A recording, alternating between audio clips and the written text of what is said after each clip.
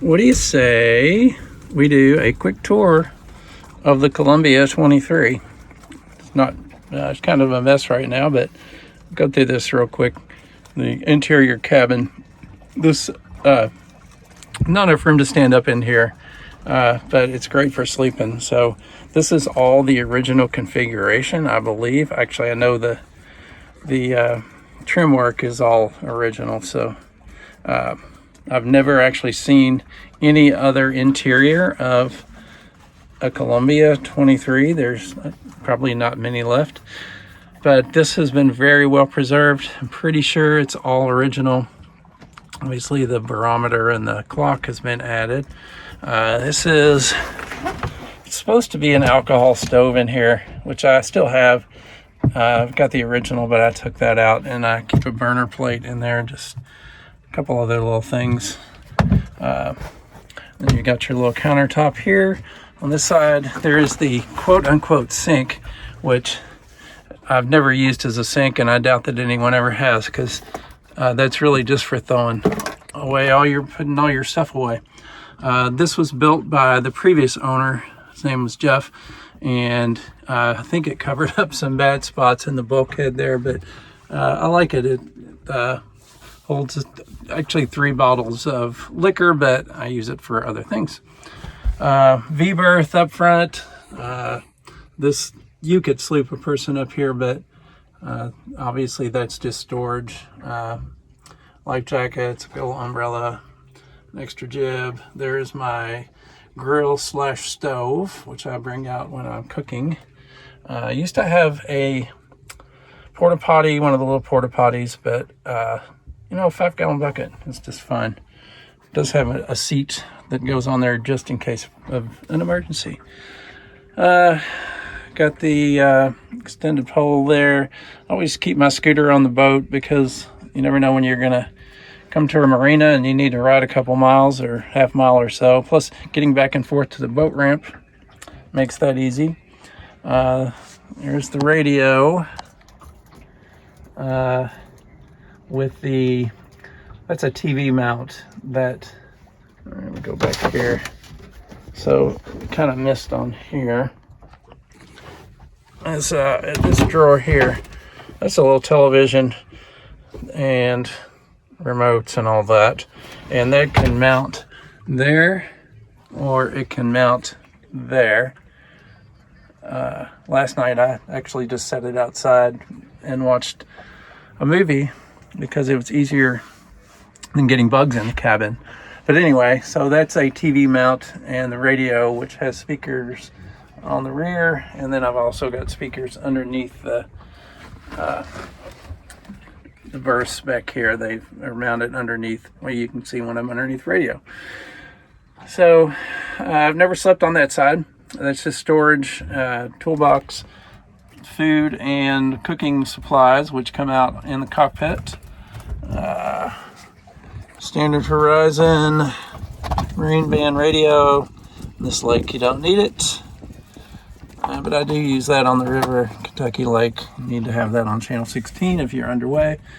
This is the original Columbia electrical panel with some modifications, which I did not do.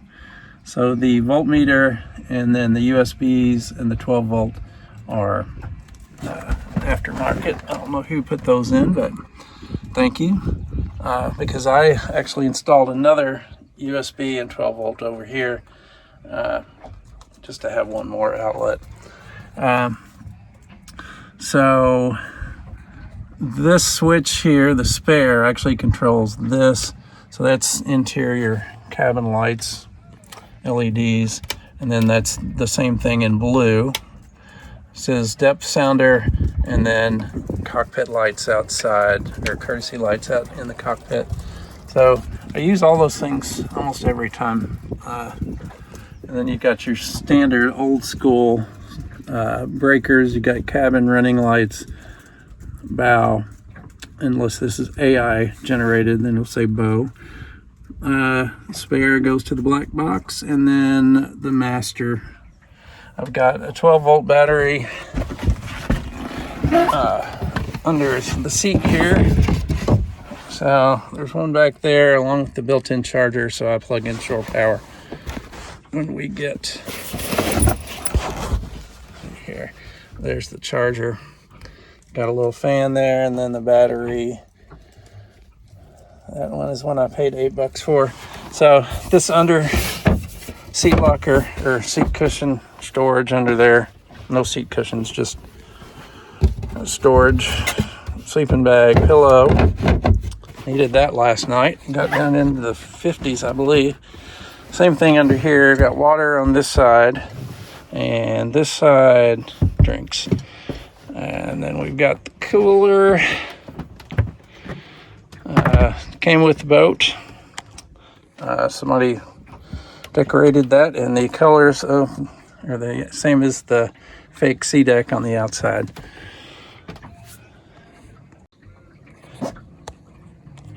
All right, and then behind the cooler, that moves out of the way, but that's just a bilge pump down there, a hand-operated bilge pump, and then a table.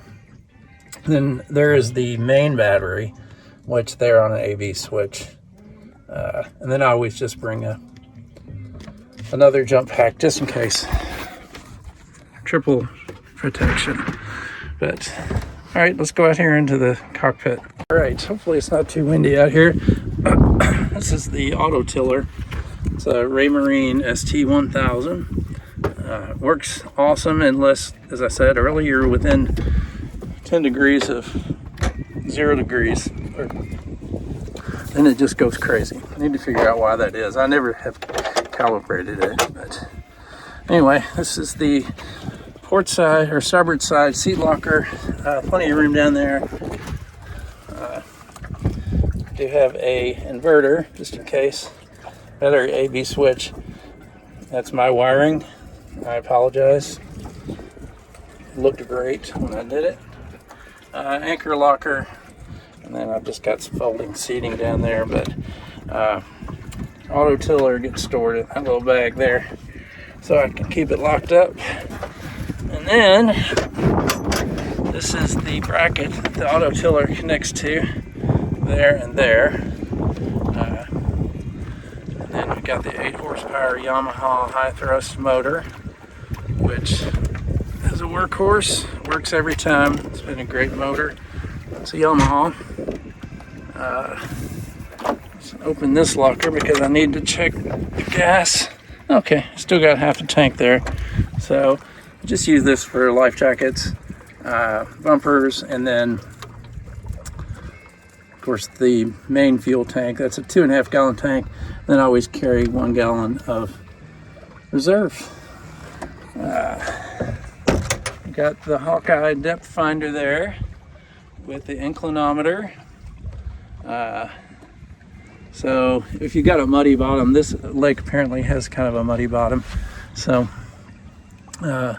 you don't always get a reading. About half the time here. I'm on the river, it's 100%.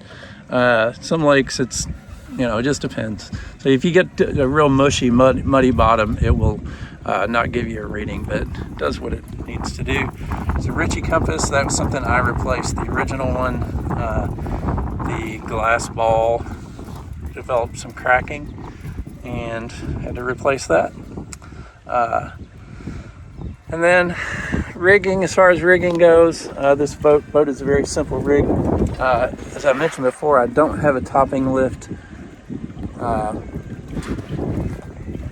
so I can't reef my mainsail, but I do have, this is just to secure the boom, and that goes up to the backstay, which is backstay's offset to the starboard side so that the rudder can be in the center there.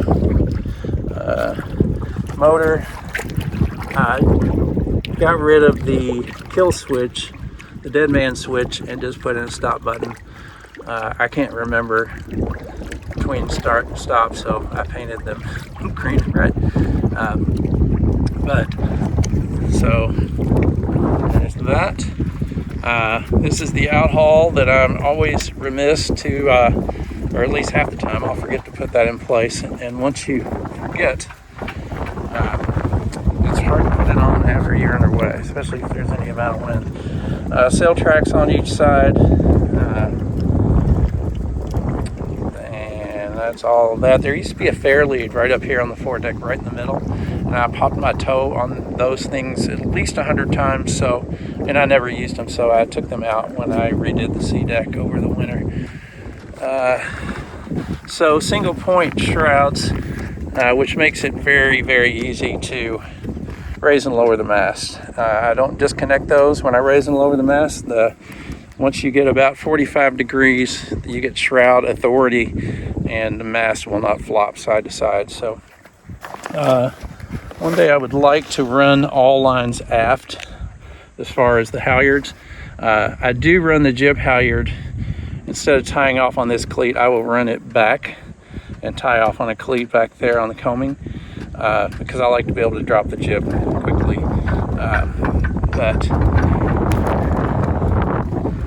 So got our attach points there for the VHF. I didn't use a steaming light, so I didn't put the plug on it.